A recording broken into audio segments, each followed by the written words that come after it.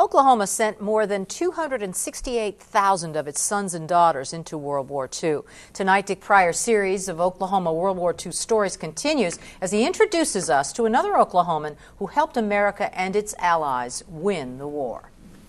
Young Americans flocked to the military once the United States entered World War II. Most had little idea what they were called on to do, but they were ready to serve.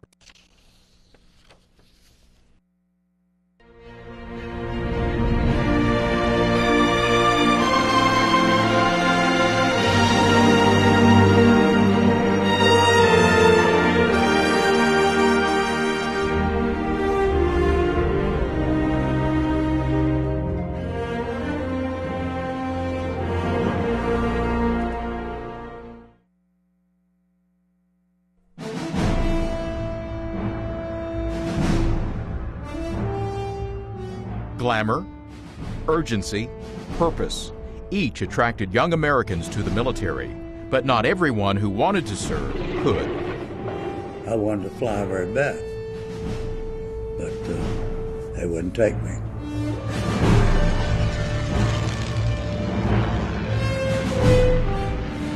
You had to see 2020, and I could not. And the glider program waived all of that because they needed to get people into the program.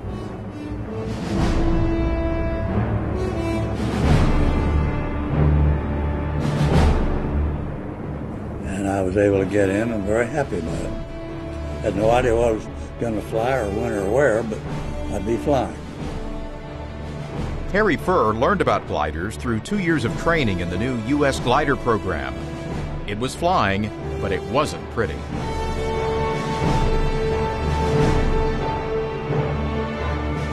American glider had a tubular frame with a skin around it, wood wings, and that was it. Had hydraulic brakes, but it was very simple. We had no communications with the tow plane. I'm talking about radio communications. We never used parachutes. We didn't have any lights. No lights of any kind. You took off at night and flew by night and you landed at night. It was rather hazardous duty.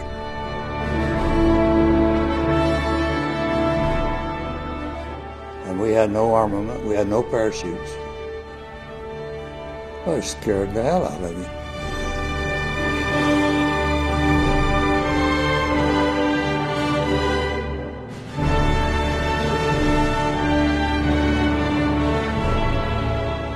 Gliders cost about 1/10 as much as the C-47s that pulled them. Gliders and their pilots were not intended for multiple missions. They were expendable.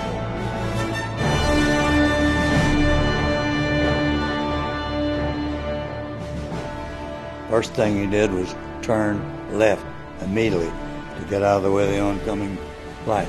And then you look to your left, always to your left, to find a place to land. But you better find right away, because you can't go around again. You don't hit the power and go around again. You got one chance to land that thing. And you either get a good place or you don't. Once on the ground, glider pilots unloaded their cargo, grabbed a gun, and became an infantry soldier, if they survived. By 1944, there wasn't time for glider pilots or anybody else to ease into the war.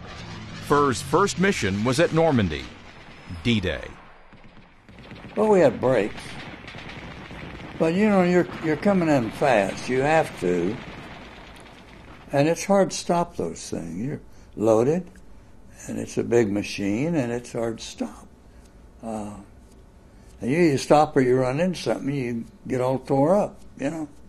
That was the problem over in Normandy. Most of the gliders crashed. Tore up everybody.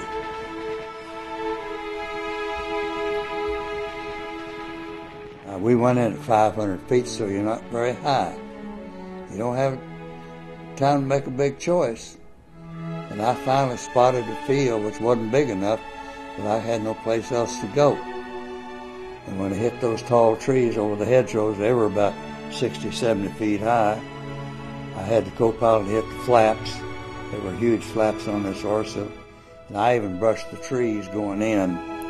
I smashed the whole front end of that glider out landing because it was a very short field. but no one was hurt. We got out safe, and they got the load out okay, and we made it out okay. We had to go through machine gun nests to get out of the field. Harry Furr flew 2 more missions after D-Day, Market Garden and Varsity. Following the German surrender, American gliders were shipped to the South Pacific, readied for the Allied invasion of Japan. The invasion never happened. The war and Harry Furr's combat flying career were over. I would have rather flown something else, to be honest with you. And it was sort of a pointless bit of flying, but it was all I could do. I had a very strong feeling for the United States and winning the war, and I was dedicated. I wanted to do it. I would do it again.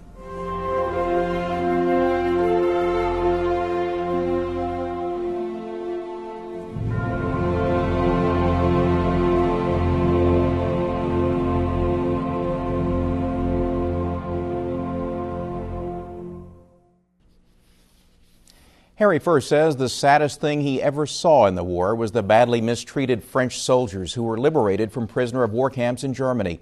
And he's still troubled for killing 2 German soldiers upon the command of an officer during the Varsity campaign. He fears the 2 Germans were unarmed, but duty, he says, is number 1. He was ordered to shoot them, and he did. It was that kind of war. How does Harry Furr feel about war so many years later, Dick? Good question. He says war is horrible, but like so many of the other veterans we talk to, he has some advice for future generations. He says that before you go into war, you must consider everything to resolve the conflict before you pull a trigger or enter a war. He says something just might work. Sage advice. Yes. All right, thanks.